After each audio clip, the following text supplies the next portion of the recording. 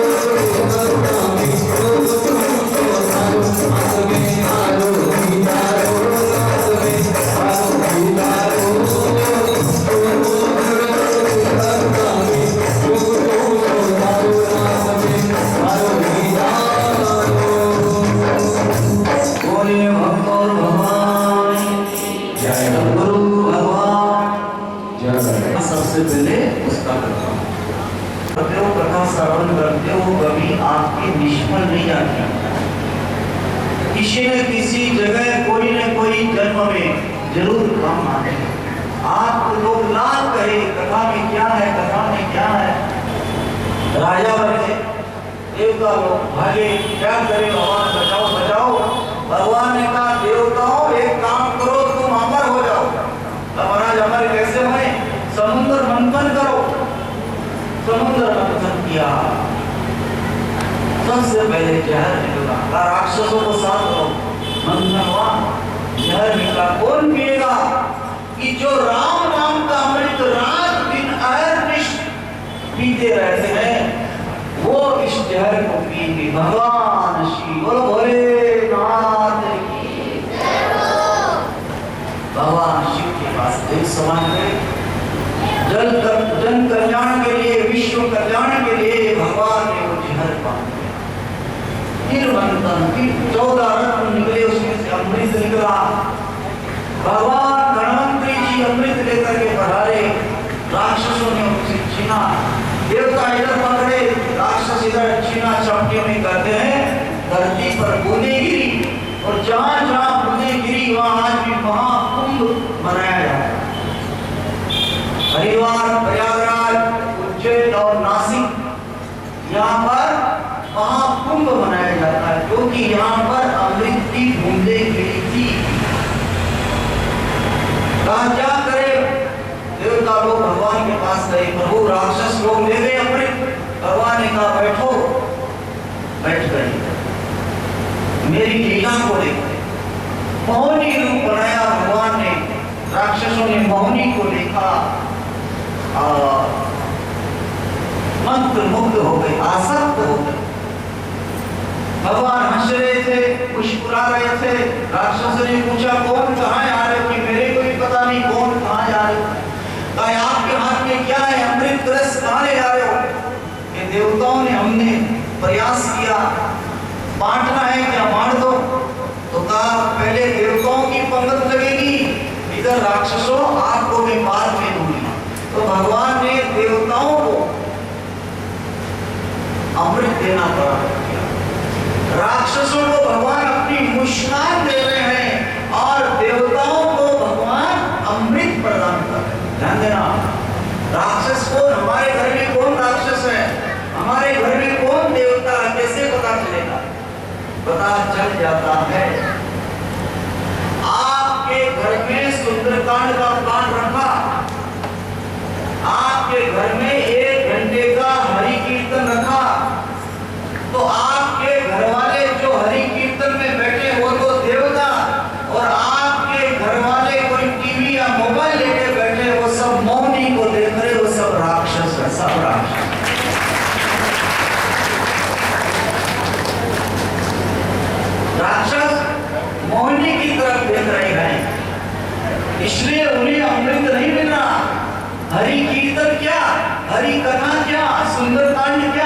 ये अमृत है और आपके घर में हरि कीर्तन हो रहा है, यानी अमृत की बारिश हो रही है। जो बैठे हैं वो देवता, जो टीवी के आगे, मोबाइल के आगे, तो सब राक्षस राक्षस। अमृत बन रहा है क्या परमात्मा को पता नहीं था?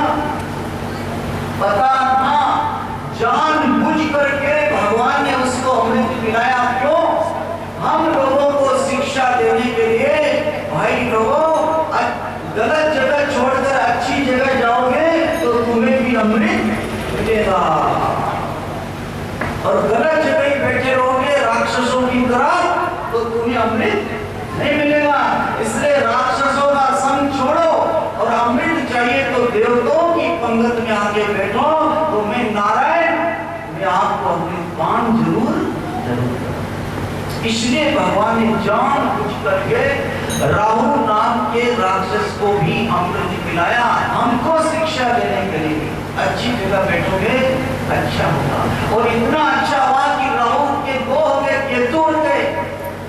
और अमृत पीने के बाद, अच्छी जगह जाने के बाद में आज भी उनकी पूजा होती है। 9 ग्रह में उनकी आज भी पूजा होती है। क्यों हो रही? राक्षस होते हुए पूजा हो रही। क्यों? क्योंकि वो गलत संग छोड़ करके वो अच्छे लोगों का उन्होंने संग किया। इसलिए देवता को अमृत पी करके महाराज युद्ध करते राक्षसों से, राक्षस लोग मारे जाते हैं, वापस स्वर्ग का राज्य मिल गया। देवताओं के गुरु जी हैं बृहस्पति जी महाराज, और राक्षसों के गुरु जी हैं शुक्राचार्य जी महाराज। शुक्राचार्य जी महाराज के पास संजीवनी विद्या थी, और इस संजीवनी विद्या के कारण उन्होंने राक्षसों को वापस जिंदा कर दिया। राक्षस जिंदा हो गए। गुरुजी क्या हुक्म है? अरे अब अपने भीतर में सतोगुण लाओ, सतोगुण। इसकी आवाज थोड़ी तीखी करो। अपने भीतर में आप सतोगुण लाइए। ताकि सतोगुण कैसे आएगा? कि तुम्हारे भीतर में तमोगुण और रजोगुण भरा हुआ है, भीतर में सत्वगुण लाइए। कैसे आएगा? आश्रम में रहो, झाड़ू लगाओ, यज्ञ करो, यज्ञ करने लगे। इधर देवताओं की मां को चिंता, मेरे बच्चों की रक्षा कैसे होगी? तो देवताओं की मां के यहाँ पर भगवान बामन रूप लेकर के बनाए। बोले बामन भगवान। किसी ने छतरी दी, किसी ने कमंडल दिया, किसी ने लकड़ी दी। पिता से पूछा, पिताजी क्या है? जाओ बेटा, हम ब्राह्मण हैं, भिक्षा लेकर के आओ। कहां से लाए भिक्षा? का सूरत के पास गांव है भरूच में नर्मदा के तट पर राजा बलि यज्ञ कर रहे हैं, वहां जाकर के आप भिक्षा मांगे। बामन भगवान बलि महाराज ने बामन भगवान को प्रणाम किया। हे ब्राह्मण बालक, हम आपको प्रणाम करते हैं। क्या चाहिए आपको? तो कहा, मेरे को कुछ नहीं चाहिए, मेरे को केवल मेरे पांव से 3 कदम भूमि चाहिए। क्योंकि मैं कहीं संध्या वंदन करने बैठा था एक बरामदे में, तो वहां के लोगों ने मेरे को भगा दिया, कह रहे यहाँ कोई संध्या वंदन नहीं, जाओ जाओ जाओ जाओ। मेरे को भागना पड़ा। इसलिए राजा, आपके यहाँ पर याचना मांगने आया हूँ, मेरे पांव से मेरे को 3 कदम भूमि चाहिए, आप दे दो। अच्छा, शुक्राचार्य जी महाराज ने पहचान लिया, ये पावन नहीं है, ये विष्णु है, विष्णु विराट है, विराट। ये तेरे को छलने के लिए आया है, और मैं कहता हूं तुम इसे भिक्षा मत देना। राजा बलि के भीतर में विचार आया, सारी दुनिया किसके दरबार में मांग थी,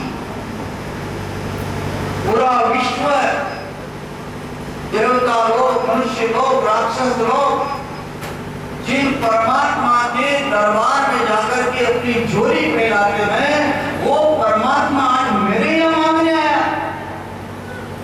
और गुरु जी कहते नहीं देगा। शिष्य ने कहा, जब साक्षात परमात्मा मेरे द्वार पर आए हैं तो मैं इनको दूंगा दूंगा दूंगा। गुरु जी ने कहा, मैं संकल्प नहीं कराऊंगा। अब कोई बात नहीं, भगवान बावन ने कहा कि संकल्प मैं कराऊंगा, वो तो हाथ में जल ले। अब जल ले तो महाराज झाड़ी में घुस गए, नल खोला, जल नहीं आ रहा। भगवान एक तिनका लिया और उनके आंख में दुर्गा घुसा। गुरु जी हटे, जलाया, संकल्प लिया और संकल्प छोड़ा है। आज जो ही संकल्प छोड़ा, बावन से भगवान ने विराट। ध्यान देना, ये कथा हमें क्या शिक्षा प्रदान करती है? ये कथा हमें ये शिक्षा प्रदान करती है, जब बावन भगवान पधारे थे ना छोटे रूप में बावन रूप में, तो उस समय उनके हाथ में जो लकड़ी थी ना, वो लकड़ी छोटी थी, और जब वो बड़ा रूप धारण किया तो लकड़ी भी बड़ी हो गई। इसका अर्थ ये है, भगवान जब किसी का हाथ पकड़ते हैं तो भगवान उसे बड़ा आदमी बना देते हैं। इसलिए अपना हाथ किसी संसारी के हाथ में मत देना, भगवान से ही प्रार्थना करना, हे हरि अब हाथ पकड़ ले, हे हरि अब हाथ पकड़। भगवान विराट बने, जगत पिता ब्रह्मा जी महाराज के ब्रह्म लोक में चरण कमल गए, चरण धोए, कमंडल में गंगा जल रखा, 2 कदम ध्यान देना, 2 कदम में सबको मापा, पूछा तीसरा कदम कहाँ रखे, तब कहा तीसरा कदम पर वो मेरे मस्तक पर रखी। ध्यान देना मेरे भाई, कई भक्तों के ऊपर भगवान ने अपना हाथ रखा, लेकिन बलि महाराज ऐसे भगवान के भक्त हुए हैं कि भगवान ने अपने बलि भक्त के ऊपर अपना चरण कमल रखा, और जो ही चरण कमल रखा और उनको पाताल लोक में भेज दिया, सुतल लोक का राज्य उन्हें प्रदान किया। अरे भैया भाई, स्वर्ग से ज्यादा साम्राज्य, सुख सुविधा, स्वर्ग से ज्यादा वैभव सुतल लोक में मैं तेरे को प्रदान करूं। क्यों? क्योंकि तूने अपना सर्वस्व दिया। भगवान खुश हुए, वरदान मांग, क्या चाहिए? कहा भगवान इसके इतने दरवाजे हैं, मैं जिस दरवाजे से निकलूं आपके दर्शन हम ही कर। भगवान वहां चौकीदारी करने लगे। लक्ष्मी जी आए, लक्ष्मी जी ब्राह्मणी के रूप में आए, ब्राह्मणी मां ने राखी बांधी, पूछा क्या चाहिए बहन? कहा और कुछ नहीं चाहिए, तुम्हारा द्वारपाल है, वो द्वारपाल मेरे को दे दो। द्वारपाल से तुम्हारा क्या रिश्ता है? कहा मैं तुम्हारी बहन और वो तुम्हारे जीजा जी है, जीजा जी। विष्णु भगवान को, लेकिन भक्त उदास हो गया, भगवान जा रहे, भगवान छोड़ के जा रहे, परमात्मा छोड़ के जा रहे। सोते हुए बलि को देख करके भगवान ने कहा, प्रत्यक्ष रूप में मैं हमेशा यहाँ रहूंगा, और प्रत्यक्ष रूप में चातुर्मास तक मैं बलि आपके पास रहूंगा। आज भी चातुर्मास के समय महाराजा बलि के यहाँ पर भगवान के आश्रम में सूर्य वंश का अवतरण। सूर्य वंश में कई राजे महाराजे हुए, जिनके ध्यान देना सूर्य वंश में ज्यादातर संतान यज्ञ के द्वारा हुई है। इसी सूर्य वंश के राजा हुए रघु, जिनके नाम से इस वंश का नाम पड़ा रघुकुल। रघुकुल रीति सदा चलिया प्राण जाई पर वचन न जाई। रघुवंश की ऐसी परंपरा थी। जैसे आज माँ छोटे बच्चे को पलने में जब झुलाती है या माँ गोद में लेकर के बालक को लोरी सुनाती है, माँ ये नहीं करती ऊपर पंखा चलता है नीचे बबलू सोते सोते इसी आवाज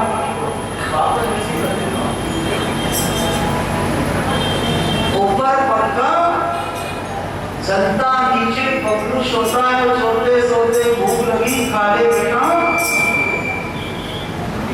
ऐसी लोरी नहीं सुनाई जाती। जब भी रघुवंश में कोई बच्चे का जन्म होता, माँ गोद में लेके उसके कान में कहती बेटा बेटा, इस रघुवंश की परंपरा है, रघुकुल रीति सदा चली आई, प्राण जाए रघुकुल रीति सदा चली आई, प्राण जाई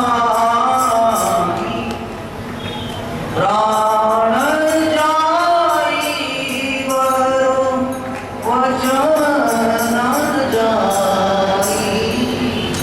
बचपन से यही शिक्षा दी जाती थी, इसलिए रघुवंश में वचनों को प्यारा पक्का माना जाता था, प्राणों को प्यारा नहीं माना जाता। इसी रघुवंश में आगे चलकर के महाराज आज हुए और महाराज आज के बेटे हुए महाराजा दशरथ। दशरथ जी महाराज के 3 उनकी रानियां, कौशल्या जी, कैकेयी जी और सुमित्रा जी। वर्षों बाद यज्ञ के द्वारा संतान हुई, राम लक्ष्मण भरत। बच्चे बड़े हुए, गुरुकुल में पढ़ने गए, विवाह हुआ, वापस घर पर आए, वनवास हुआ। धन्यवाद।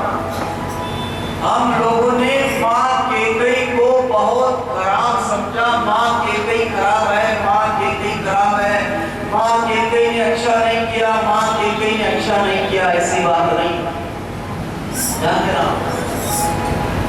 माँ कैकेयी ने जो 2 वरदान मांगे ना,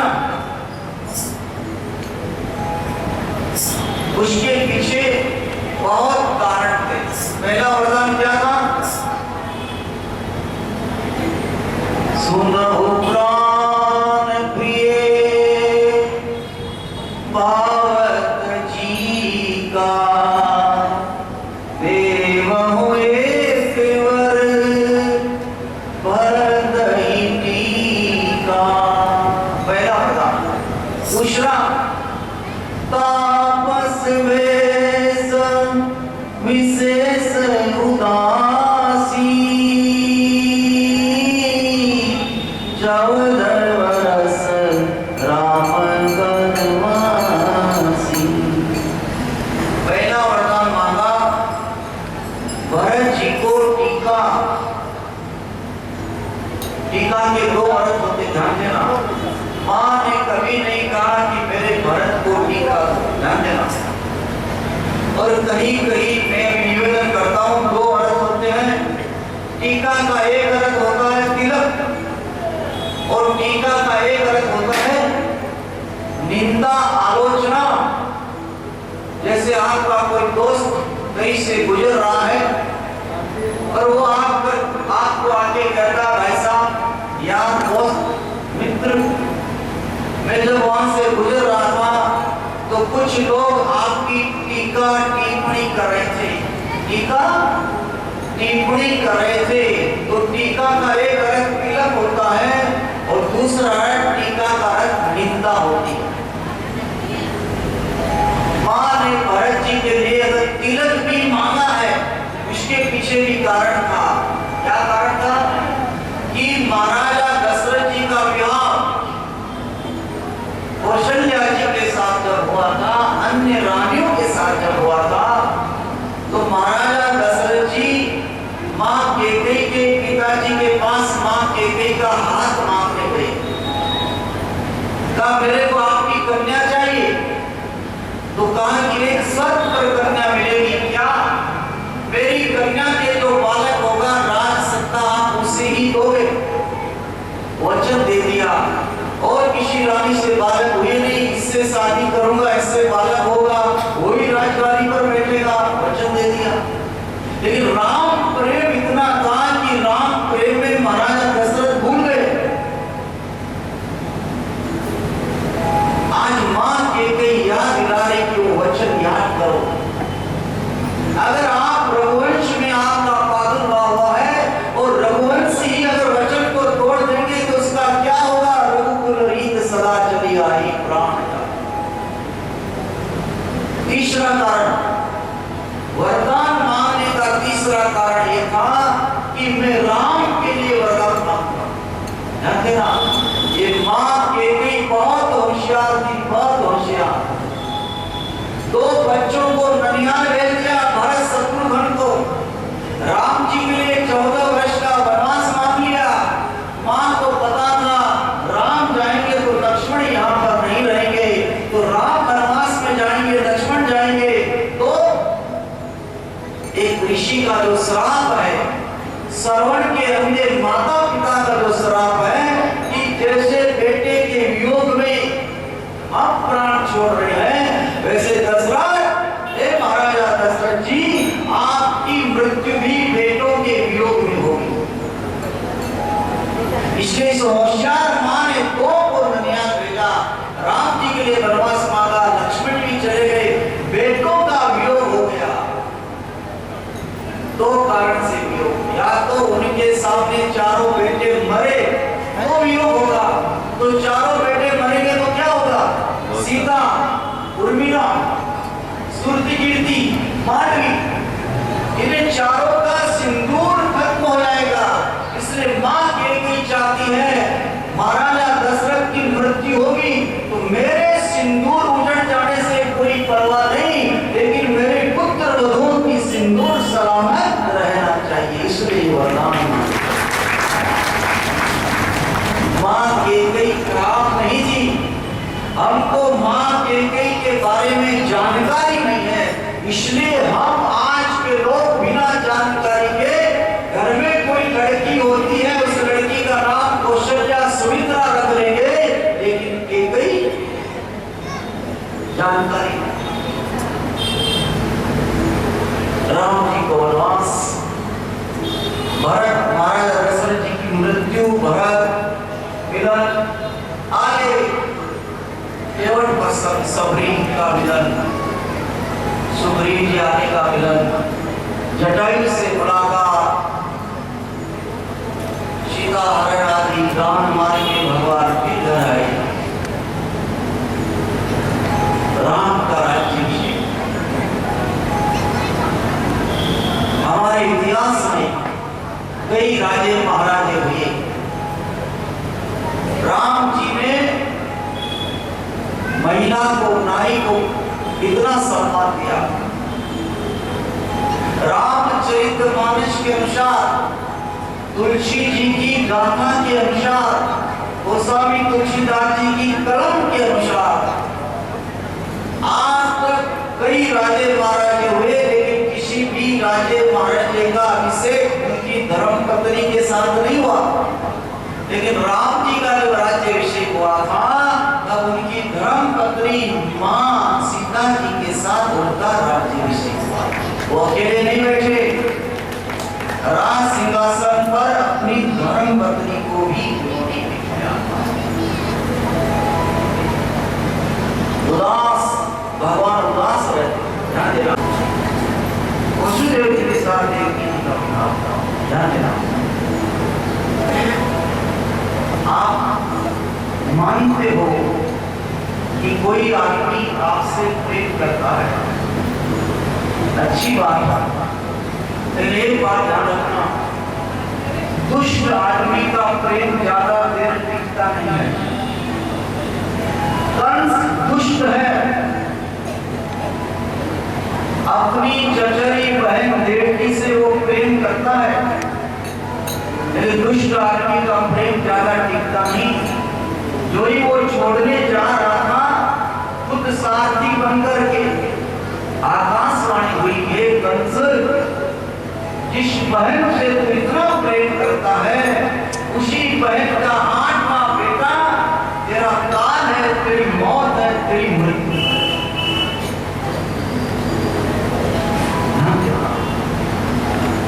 दुष्ट आदमी नीचे उतरता है, बहन के बाल केस खींचता है और तलवार से मारने लगता है। यहाँ पर हम कहते हैं कि पत्नी का ये धर्म होता है, पत्नी का ये धर्म होता है, लेकिन यहाँ पति का धर्म बताया है। 5 पंचों के सामने अग्नि की साक्षी में एक पति अपनी धर्म पत्नी का हाथ पकड़ता है, और आज अगर पत्नी मुसीबत में है तो यहाँ पति का धर्म बताया कि पति को क्या करना चाहिए। वसुदेव महाराज ने विचार किया,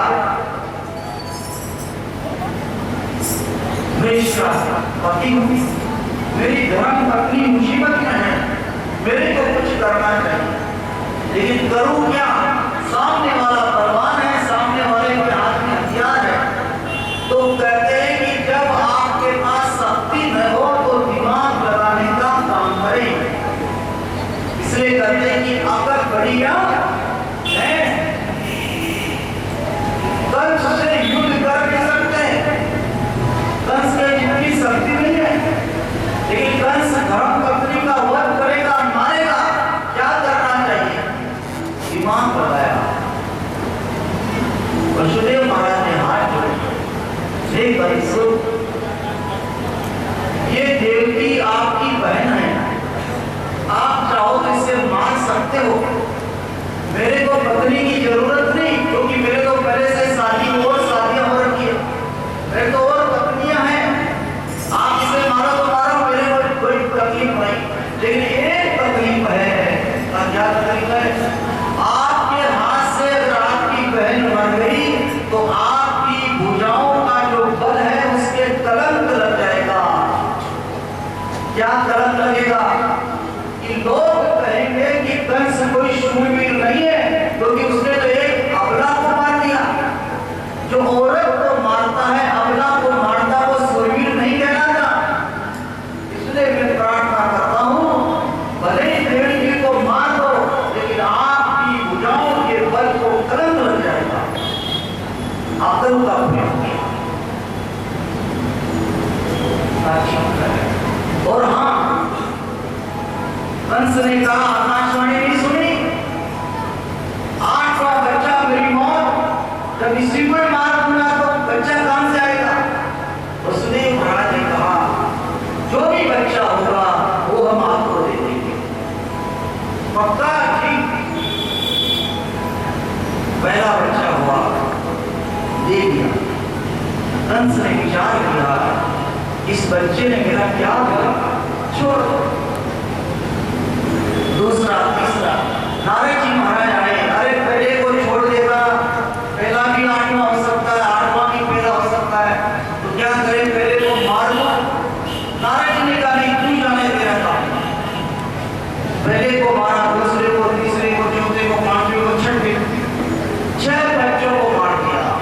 7 में शेष नारायण भगवान तुम्हारे रोहिणी जी के गर्भ में उनको स्थापित किया। 8 बड़े भगवान आ रहे। कंस ने जबरदस्त पहरा लगा दिया, जबरदस्त। समय आया, देवता लोग वैकुंठ में पहुंचे। वैकुंठ खाली था, भगवान कहाँ है, भगवान कहाँ है? मन मेरो पंछी भयो, मन मेरो पंछी भयो, उड़के गयो आकाश। वो वैकुंठ खाली पड़ा और प्रभु अपने भक्तों के पास। वैकुंठ पार्षदों ने कहा, भगवान नहीं है, कहाँ है? भगवान तो हिंदुस्तान में, भारत भूमि में कहा, उत्तर प्रदेश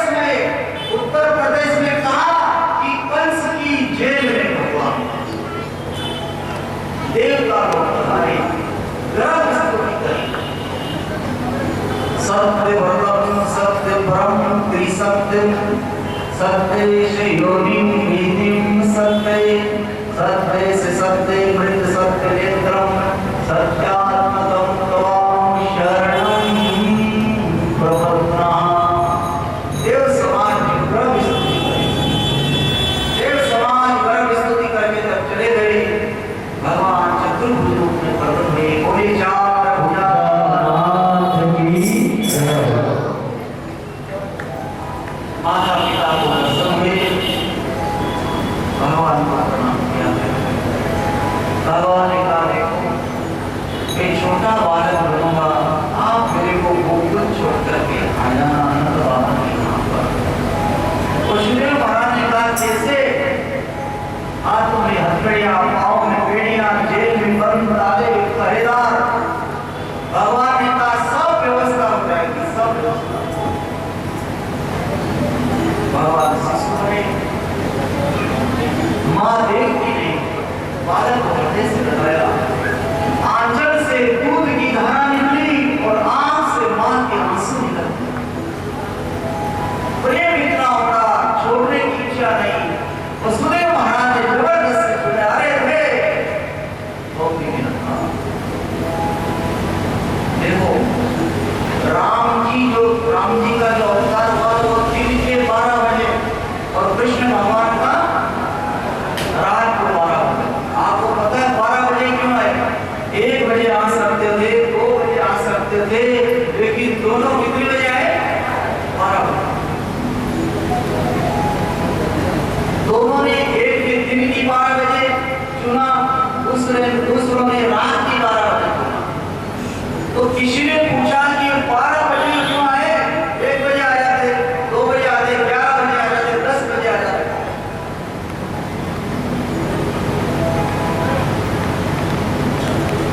12 बजे क्यों आए?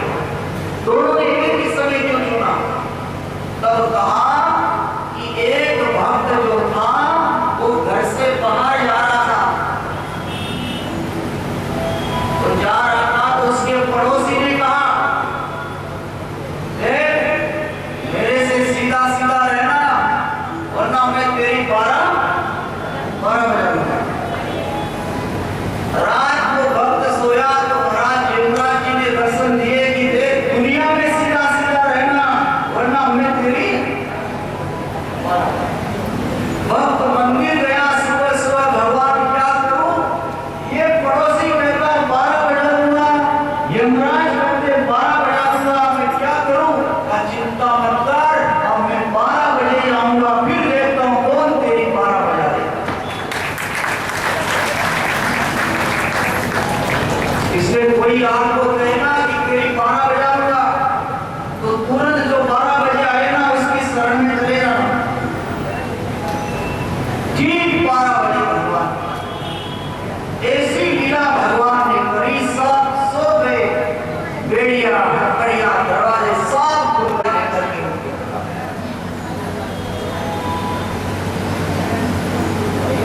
जब भगवान मस्तक पर आते ना तो सब बंधन टूट जाते। बंधन का मतलब क्या?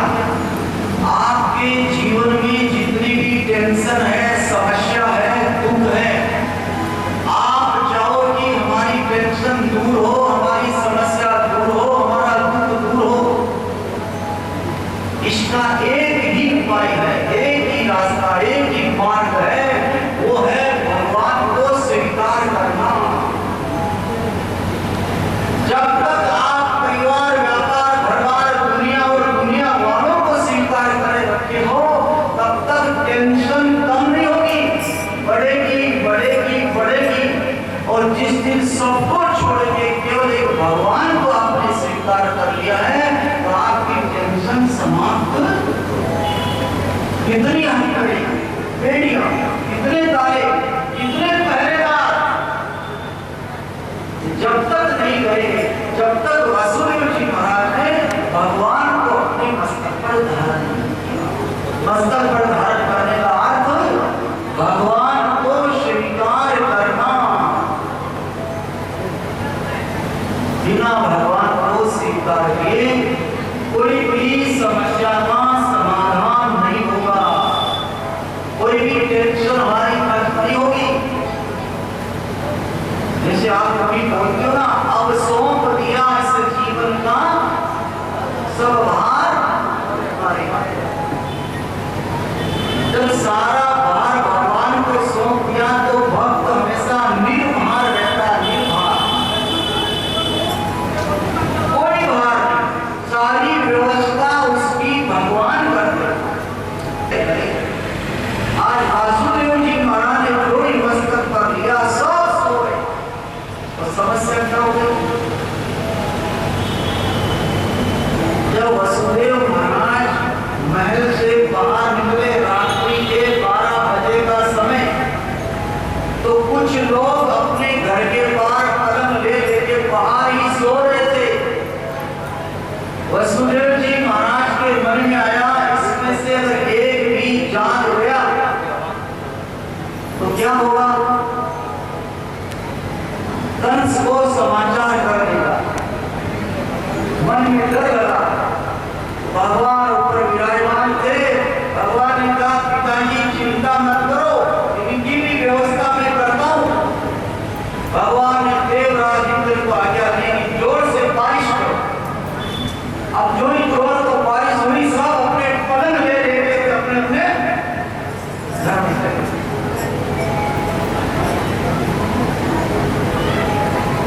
अब वासुदेव जी महाराज निडर होकर के यमुना जी में पड़ा।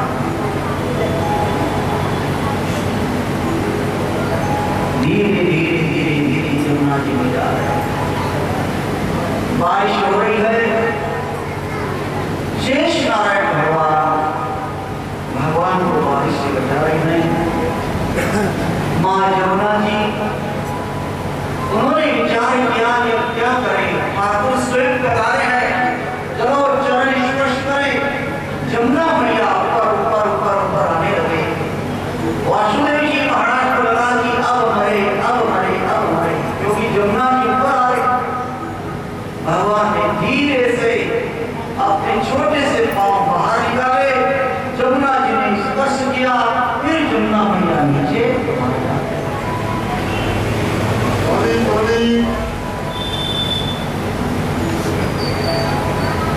वसुदेव जी महाराज आगे बढ़े।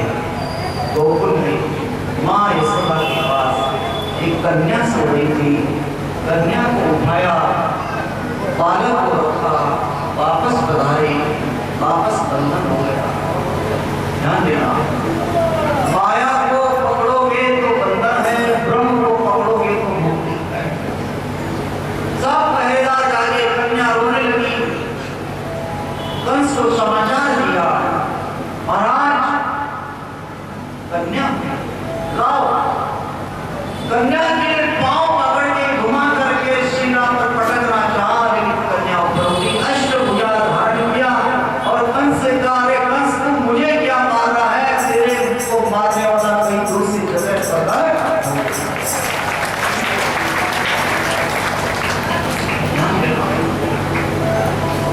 आदमी ना चाहे कि मैं मृत्यु से बच जाऊं, असंभव। कोई राम कृपा किसी पर हो, भगवान की कृपा किसी पर हो तो बच सकते हैं। जो भगवान के चरणों में बिंदुओं का आसरा लिए हैं, वो तो बच जाते हैं, बाकी फंस जाते हैं। रात्रि भविष्यति भविष्यति सुप्रभातम। रात बीती, सवेरा हुआ, और नंद बाबा का नियम था